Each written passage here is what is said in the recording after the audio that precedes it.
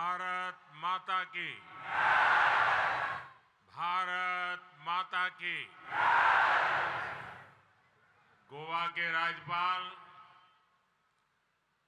PS Sreedharan Pillai जी, यहां के युवा मुख्यमंत्री प्रमोद सावंत जी, केंद्रीय मंत्रिमंडल में मेरे सहयोगीगण, अन्य महानुभाव और गोवा के मेरे प्यारे भाई और बहनों,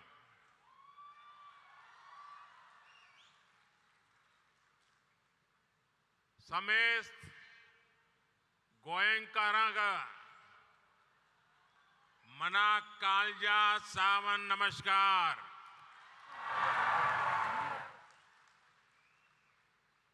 तुमचो मोग आणि उर्बा पुढून माका गोयांत येऊन सदांच खोस जाता।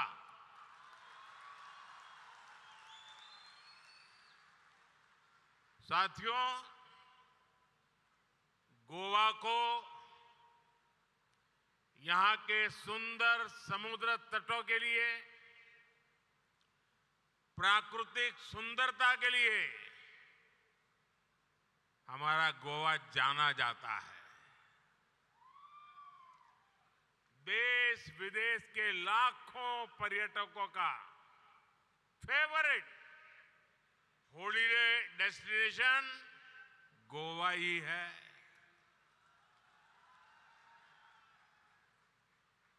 किसी भी सीजन में यहां एक भारत श्रेष्ठ भारत को महसूस किया जा सकता है। इसके साथ ही गोवा की एक और पहचान भी है। गोवा की इस धरती ने कई महान संतों, मशहूर कलाकारों और विद्वानों को भी जन्म दिया है। आज मैं उन्हें भी याद करना चाहता हूं। संत सोयरोबनाथ आंबिये, आद्य नाटककार कृष्ण भट्ट बांदकर, सूरश्री केसरबाई केरकर, आचार्य धर्मानंद कौसंबी और रघुनाथ माशेलकर जैसी हस्तियों ने गोवा की पहचान को समृद्ध किया है। यहां से कुछ दूर पर स्थित मंगेशी मंदिर से भारत रत्न लता मंगेशकर जी का गहरा नाता रहा है। आज लता दीदी की पुण्यतिथि भी है। मैं उन्हें अपनी श्रद्धांजलि अर्पित करता हूं। यही मडगांव के दामोदर साल में स्वामी विवेकानंद को एक नई प्रेरणा मिली थी। यहां का ऐतिहासिक लोहिया मैदान इस बात का प्रमाण है कि जब देश के लिए कुछ करने की बात आती है तो गोवा के लोग कोई कसर बाकी नहीं छोड़ते। कंकोलिम का चिपटेंस मेमोरियल गोवा के शौर्य का प्रतीक है। साथियों, इस साल एक महत्वपूर्ण आयोजन भी होने वाला है। इसी साल सेंट फ्रांसिस जेवियर के रेलिस की एक्सपोजिशन, जिसे आप गोयंचो साहिब के नाम से जानते हैं, वो भी होने वाली है। हर 2 साल में होने वाली ये एक्सपोजिशन हमें शांति और सद्भाव का संदेश देती है। मुझे याद है जॉर्जिया की क्वीन सेंट केटेवान का जिक्र तो मैं मन की बात में भी कर चुका हूं। सेंट क्वीन केटेवान के होली रैलीज को जब हमारे विदेश मंत्री जॉर्जिया लेकर गए थे तो वहां जैसे उनका पूरा देश सड़कों पर उतर आया था।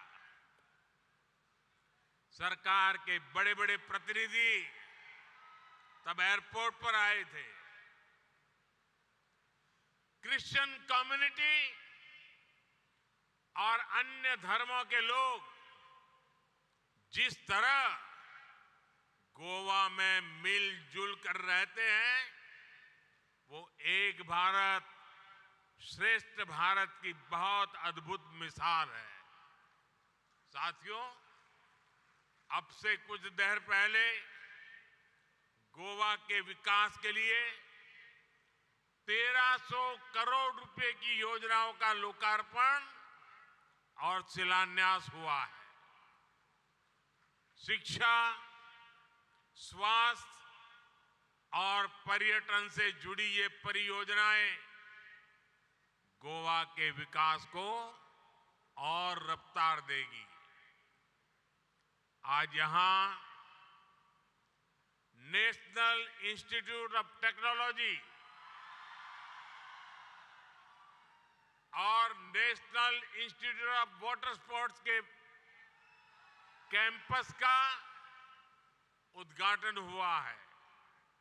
इससे यहां पढ़ने और पढ़ाने वालों की सुविधा और बढ़ेगी। आज यहां जिस इंटीग्रेटेड वेस्ट मैनेजमेंट फैसिलिटी का उद्घाटन हुआ है उससे गोवा को स्वच्छ रखने में मदद मिलेगी। आज यहां 1900 से ज्यादा युवाओं को सरकारी नौकरी का नियुक्ति पत्र दिया गया है। मैं आप सभी को इन सभी कल्याण कार्यों के लिए बहुत बहुत बधाई देता हूं।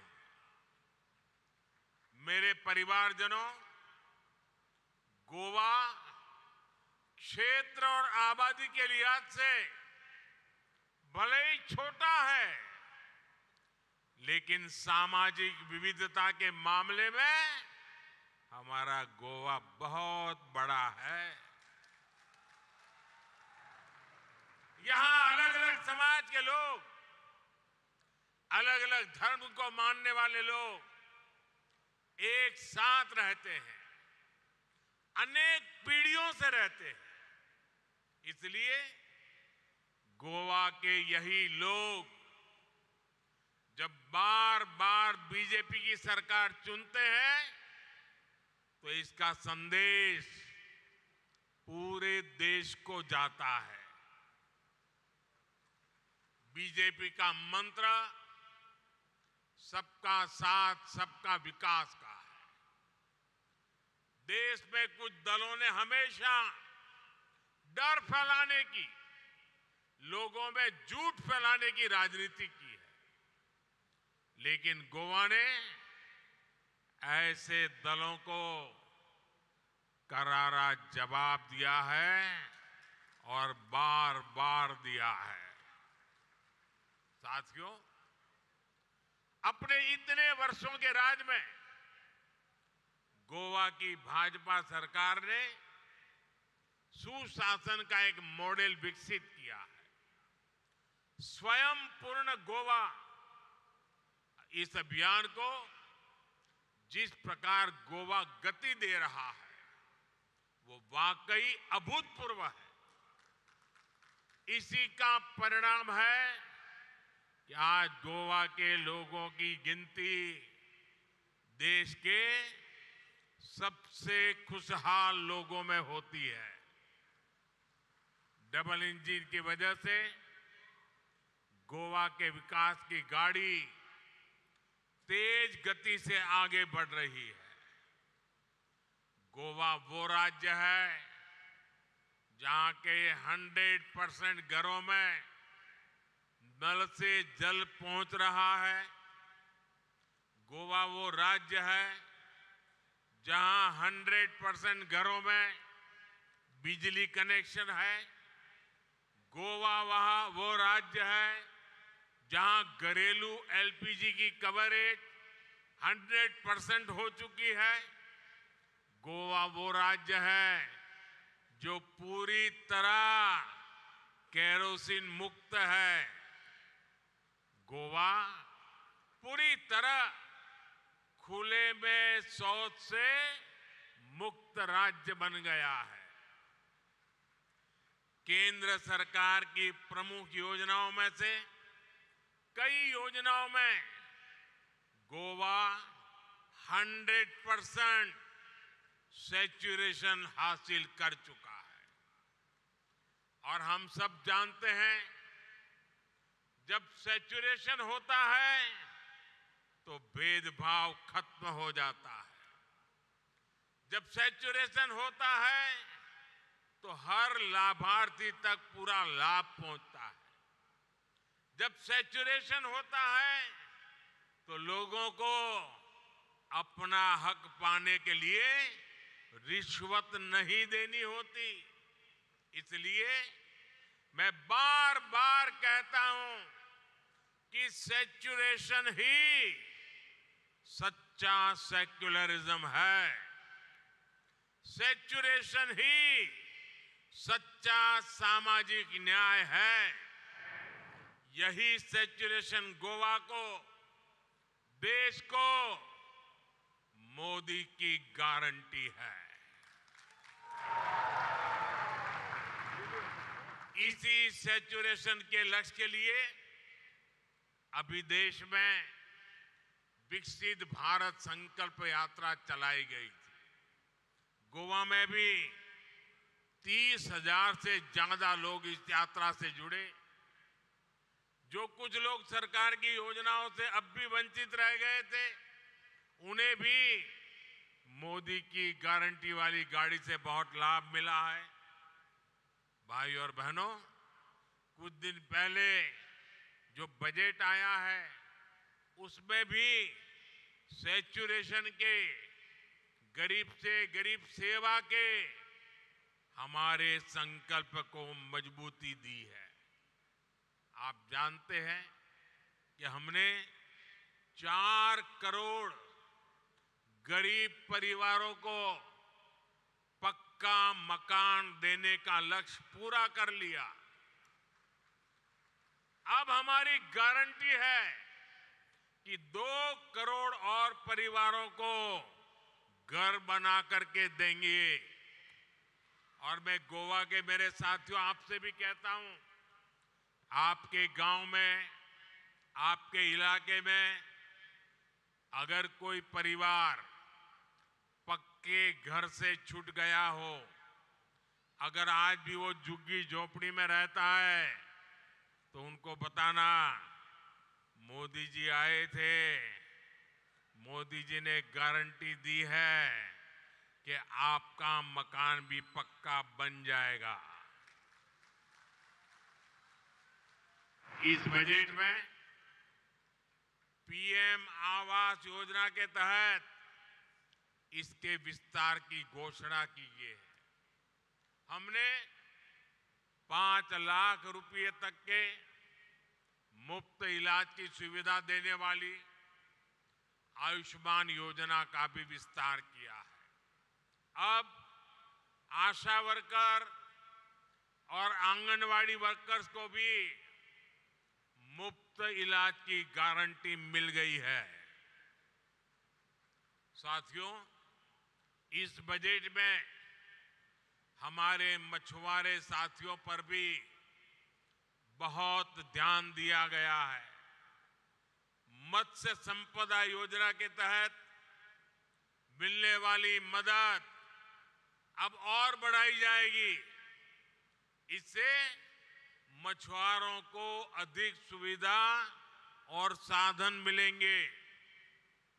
इससे सी फूड के एक्सपोर्ट में बहुत बड़ी वृद्धि होगी और मछुआरों को ज्यादा पैसा मिलेगा। ऐसे प्रयासों से फिशरीज के सेक्टर में ही लाखों नए रोजगार बनने की संभावना है। साथियों, मछली पालकों के हित में जितना काम हमारी सरकार ने किया है उतना किसी ने पहले नहीं किया। हमने ही मछली पालकों के लिए अलग मिनिस्ट्री बनाई, अलग मंत्रालय बनाया। हमने ही मछली पालकों को किसान क्रेडिट की कार्ड की सुविधा दी। हमारी सरकार ने मछली पालकों की बीमा राशि को 1 लाख रुपए से बढ़ाकर 5 लाख कर दिया है। उनकी नावों को आधुनिक बनाने के लिए हमारी सरकार सब्सिडी भी दे रही है। भाइयों और बहनों, भाजपा की डबल इंजन सरकार गरीब कल्याण के लिए बड़ी योजना चलाने के साथ ही इंफ्रास्ट्रक्चर पर रिकॉर्ड इन्वेस्टमेंट कर रही है। आप खुद देख रहे हैं देश में कितनी तेजी से रोड, रेल, एयरपोर्ट का विस्तार हो रहा है। इस वर्ष के बजट में इसके लिए 11 लाख करोड़ रुपए रखे गए हैं, जबकि 10 वर्ष पहले इंफ्रास्ट्रक्चर पर 2 लाख करोड़ रुपए से भी कम खर्च किया जाता था। जहां भी विकास के प्रोजेक्ट चलते हैं वहां रोजगार की नई संभावनाएं जन्म लेती है। इससे हर व्यक्ति की कमाई बढ़ती है। साथियों, हमारी सरकार गोवा में कनेक्टिविटी बेहतर करने के साथ ही इसे लॉजिस्टिक हब बनाने के लिए भी काम कर रही है। हमने जो गोवा में मनोहर इंटरनेशनल एयरपोर्ट बनाया है उससे लगातार राष्ट्रीय और अंतर्राष्ट्रीय उड़ानें जुड़ रही है। पिछले साल देश के दूसरे सबसे लंबे केबल ब्रिज न्यू जुआरी ब्रिज का लोकार्पण किया गया। गोवा में इंफ्रास्ट्रक्चर का तेज विकास, नई सड़कें, नए पुल, नए रेलवे रूट, नए शिक्षा संस्थान, सभी कुछ यहां के विकास को नई गति देने वाले हैं। साथियों, भारत हमेशा से नेचर, कल्चर और हेरिटेज की दृष्टि से समृद्ध रहा है।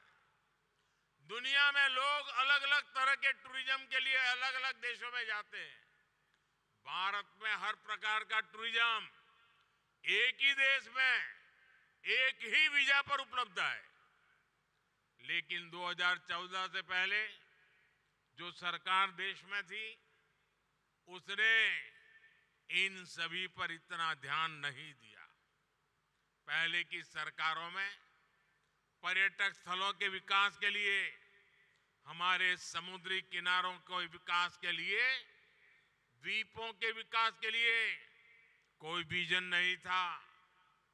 अच्छी सड़कों, अच्छी ट्रेनों और एयरपोर्ट की कमी के कारण अनेक पर्यटक स्थल गुमनाम रहे। बीते 10 वर्षों में से ये सारी कमियां हमने दूर करने का प्रयास किया है। गोवा की डबल इंजन सरकार भी यहां पर्यटन की संभावनाओं को विस्तार दे रही है। हमारा प्रयास है कि गोवा के अंदरूनी इलाकों में इको टूरिज्म को बढ़ावा मिले। इसका फायदा सीधे उन इलाकों में रहने वाले लोगों को होगा। जब गोवा के गांवों में पर्यटक पहुंचेंगे तो वहां रोजगार के ज्यादा अवसर तैयार होंगे। पणजी से रीस मगोस को जोड़ने वाला रोपवे बनने के बाद यहां पर्यटकों की संख्या और बढ़ेगी। इस प्रोजेक्ट के साथ आधुनिक सुविधाएं भी डेवलप की जाएगी। Food court, restaurant, waiting room समेत कई तरह की सुविधाएं होने से ये गोवा में आकर्षण का नया केंद्र बन जाएगा। साथियों, हमारी सरकार अब गोवा को एक नए प्रकार के टूरिस्ट डेस्टिनेशन के रूप में भी विकसित कर रही है। ये है कॉन्फ्रेंस टूरिज्म। आज सुबह ही मैं इंडिया एनर्जी वीक के इवेंट में था। गोवा में G20 की भी कई महत्वपूर्ण बैठकें हुई है। गोवा ने बीते सालों में बड़ी बड़ी डिप्लोमेटिक मीटिंग को भी होस्ट किया है। World table tennis championship, world beach volleyball tour, FIFA under 17 women football world cup, 37वें नेशनल गेम्स, इन सभी का आयोजन भी गोवा में हुआ है। ऐसे हर इवेंट से पूरी दुनिया में गोवा का नाम और गोवा की पहचान पहुंच रही है। आने वाले सालों में डबल इंजन सरकार गोवा को ऐसे आयोजनों का बड़ा सेंटर बनाने जा रही है। और आप भी जानते हैं, ऐसे हर आयोजन से गोवा के लोगों को रोजगार मिलता है, यहाँ के लोगों की आमदनी बढ़ती है।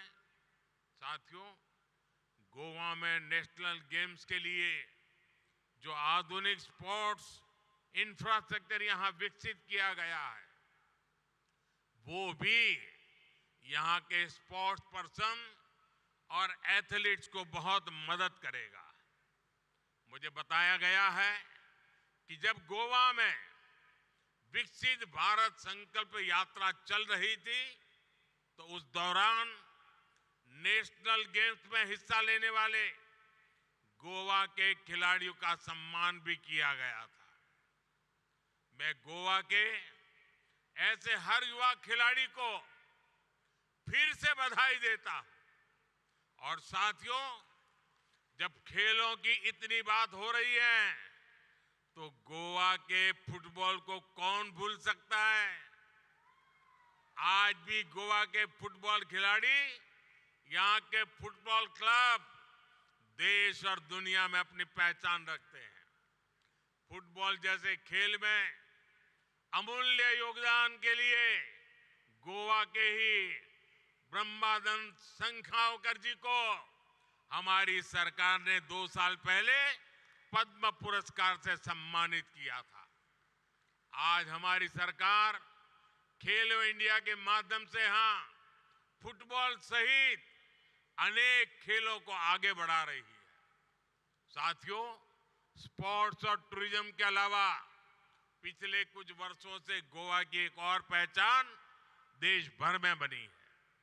हमारी सरकार गोवा को एक बड़े एजुकेशन हब के रूप में प्रमोट कर रही है। यहाँ के कई संस्थान देश भर के स्टूडेंट्स के लिए ड्रीम इंस्टीट्यूट बन गए हैं। आज जो नए संस्थान शुरू हुए हैं वो भी गोवा के युवाओं को देश में बन रहे नए अवसरों के लिए तैयार करेंगे। युवाओं के लिए भी हमारी सरकार ने बजट में एक महत्वपूर्ण ऐलान किया है। रिसर्च और इनोवेशन पर 1 लाख करोड़ रुपए का फंड बनाया जाएगा। इससे टेक्नोलॉजी के क्षेत्र में इनोवेशन को बढ़ावा मिलेगा और इसका फायदा इंडस्ट्री को होगा, हमारे युवाओं को होगा। भाइयों और बहनों, गोवा के तेज विकास के लिए सबका प्रयास जरूरी है। मुझे गोवा के सभी परिवारजनों पर पूरा भरोसा है। मुझे विश्वास है कि मोदी की गारंटी से गोवा के हर परिवार का जीवन बेहतर होगा। फिर एक बार आप सभी को इन विकास कार्यों की बहुत बहुत बधाई देता हूं। बहुत बहुत धन्यवाद। भारत माता की, भारत माता की, भारत माता की। बहुत बहुत धन्यवाद।